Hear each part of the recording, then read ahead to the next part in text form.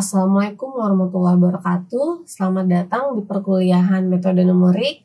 Pada video ini saya akan memaparkan mengenai materi penyelesaian ataupun solusi dari persamaan untuk satu variabel, khususnya untuk penentuan persamaan akar pada kasus persamaan nonlinier.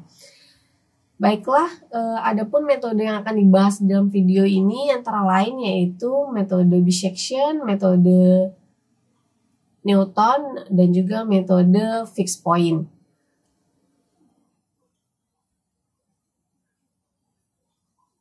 Oke, kalau kita lihat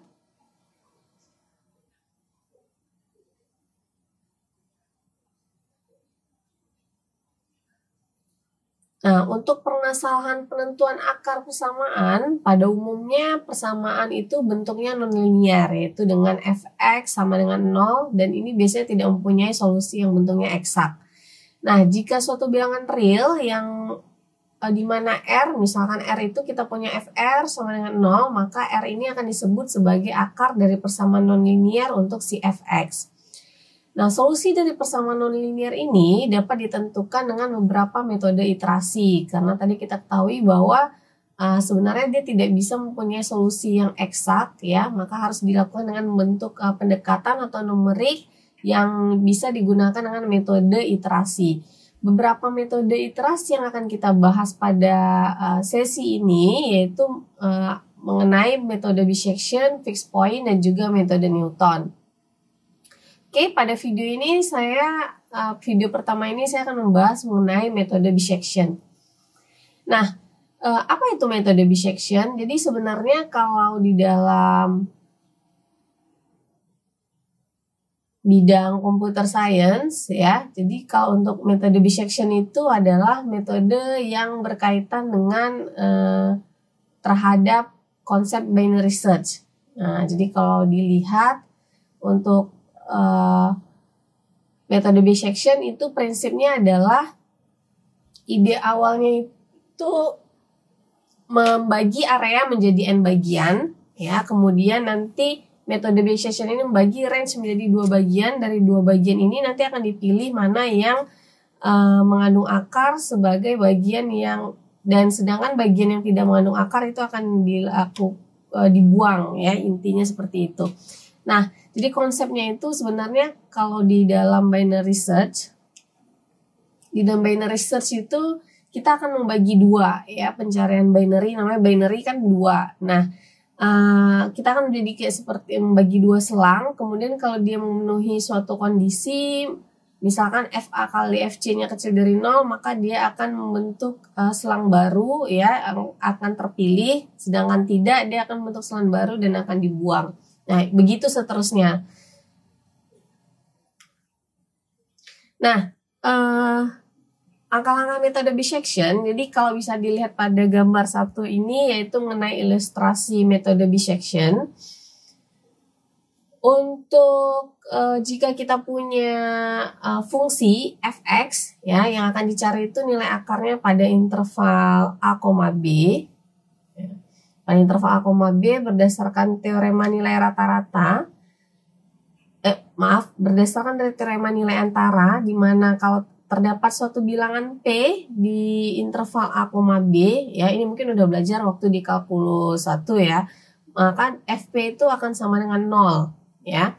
Nah, di sini kalau kita buat ada suatu interval A sampai B, kemudian ada suatu nilai P, ya, di antara A sampai B-nya ada suatu nilai P, dan ada suatu titik poin midpoint, yaitu nilai P1, ya, maka nilai P1 ini akan bernilai sama dengan A tambah A1 tambah B1 per 2, di mana A1 itu kita set dari nilai A dan B1 itu kita set dari nilai si B.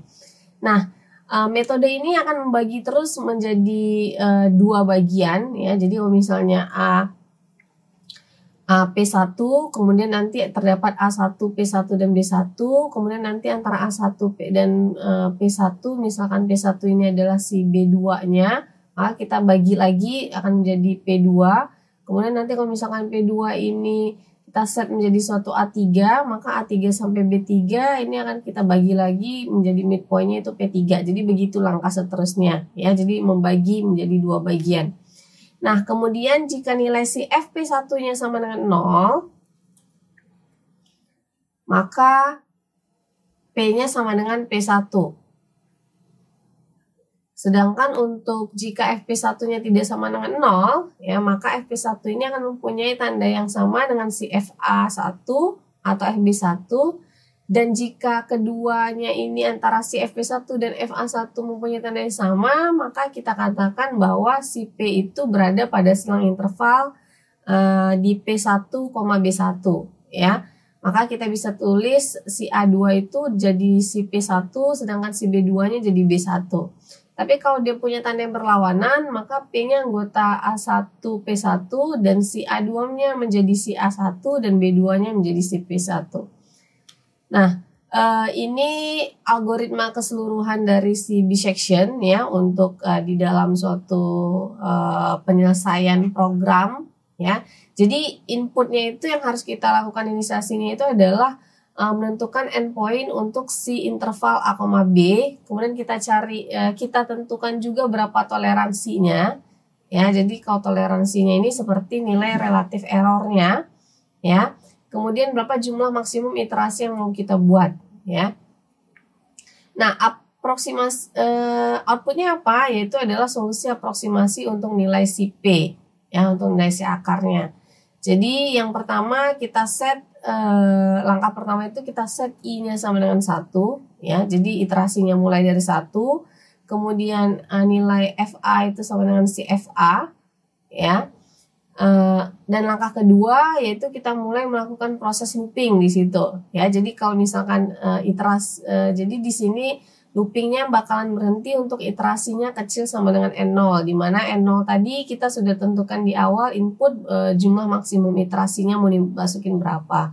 Nah, selama proses looping ini kita lakukan step 3 sampai step 6 ya, di mana step 3-nya ini adalah untuk menghitung nilai PI, yang mana nilai PI-nya tadi itu merupakan, jadi kalau nilai PI di sini itu merupakan nilai midpoint-nya ya, makanya dia di set A ditambah B kurang A per 2. Ya, nah kalau setelah kita set nilai P-nya sekian, maka kita dapat FP sama dengan nilai FP, ya. Nah, sekarang kita masuk ke suatu kondisi. Jadi kalau misalkan si FP, jadi kondisinya itu kalau kita balik lagi yang ini ya. Jadi kondisinya ini, ya, ini yang menyatakan kondisinya. Jadi kalau FP-nya sama dengan 0 atau B kurang A per 2-nya kecil dari nilai toleransinya, maka kita keluarkan outputnya itu adalah nilai P tersebut. Ya, berarti stop, berhenti. Tapi kalau kemudian lanjut dengan iterasi berikutnya, jadi ditambah 1, I-nya ditambah 1. Nah, tapi kalau jika FA kali FP-nya besar dari 0, ya, maka set nilai A-nya sama dengan P, dan hitung lagi yang AI dan BI yang baru, maka FA itu sama dengan FP.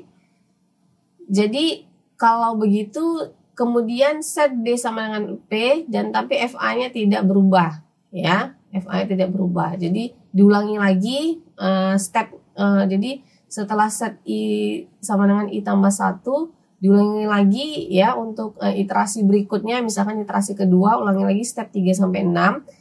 Jadi jika sudah memenuhi kondisi sampai kapan dia akan berhenti ya, kalau misalkan metode itu gagal setelah N iterasi ya, N0 iterasi. Jadi kalau misalkan tadi kita menentukan jumlah iterasinya berapa gitu ya, dia akan berhenti. Nah, di situ prosedurnya sudah stop ya.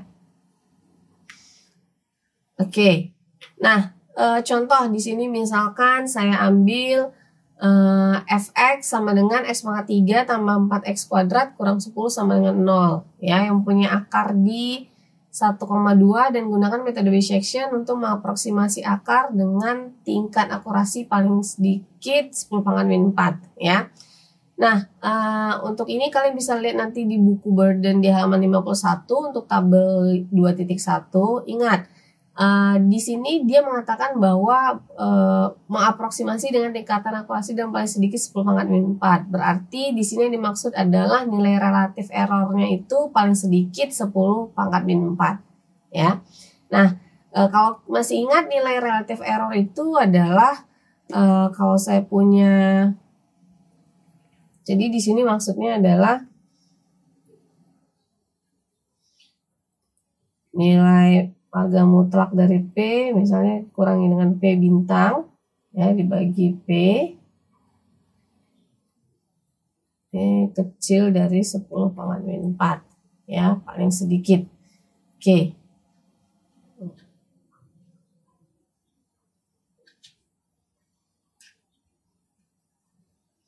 Nah, jadi kalau bisa dilihat di situ nilai relatif errornya itu adalah P dikurang P bintang, ya, dibagi dengan nilai P kecil dari 10 pangkat min 4.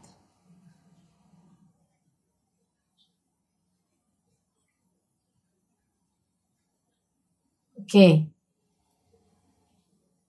Oke, ini P bintang ya. Misalnya, nah jadi P-nya ini sebagai nilai untuk nilai yang aktualnya, misalkan, sedangkan P bintangnya ini misalkan sebagai nilai aproksimasinya, ya. Nah, jadi kalau ketika kita jalankan, ya, kita masukkan tadi n-nya pertama kan berarti di set itu adalah 1, ya, sedangkan bn-nya itu di set itu 2, ya. Nah, berarti pn-nya ini kan kita dapat tadi dari A tambah B per 2, ya, berarti 3 per 2 jadinya 1,5. Makanya di sini kenapa 1,5. Nah, nanti ini cari FAN-nya berapa, FPN-nya berapa. Kemudian nanti dihitung relatif errornya, ya, dengan rumusan yang tadi. Nah, begitu langkah selanjutnya, ya, sampai kalau di sini kan kondisinya dia bilang kita harus melihat tingkat akurasinya dari 10 pangkat min 4. Berarti yang kita perhatikan relatif errornya ini kecil dari 10 pangkat min 4, ya. Nah, kondisi yang memenuhi itu ternyata pada saat iterasi ke-13 ini sudah memenuhi sekitar nilainya ada 9 kali 10 pangkat min 5, ya. Jadi mengapa kalau kita lihat ada iterasi ke-13 itu sebenarnya nilai relatif errornya sudah memenuhi, ya, yang mana nilainya lebih kecil dari 10 pangkat min 4. Sehingga bisa dikatakan bahwa nilai P13, ya, yaitu sebesar nilai 1,365112, ini ya, itu adalah aproksimasi akar yang benar untuk nilai si P karena sudah memenuhi kondisi yang kita inginkan, ya. Nah, jadi memang untuk tadi algoritmanya, ya, jadi bisa dua kemungkinan yang bisa kita lihat. Yang pertama dari nilai toleransinya atau nilai relatif errornya kita mau berhenti sampai di mana, kemudian dari jumlah iterasi yang mau sampai di mana, ya. Nah, itu untuk metode iterasi dari metode bisection. Baiklah, untuk video berikutnya saya akan membahas mengenai metode fixed point dalam menyelesaikan kasus untuk penentuan nilai akar. Sampai ketemu di video berikutnya.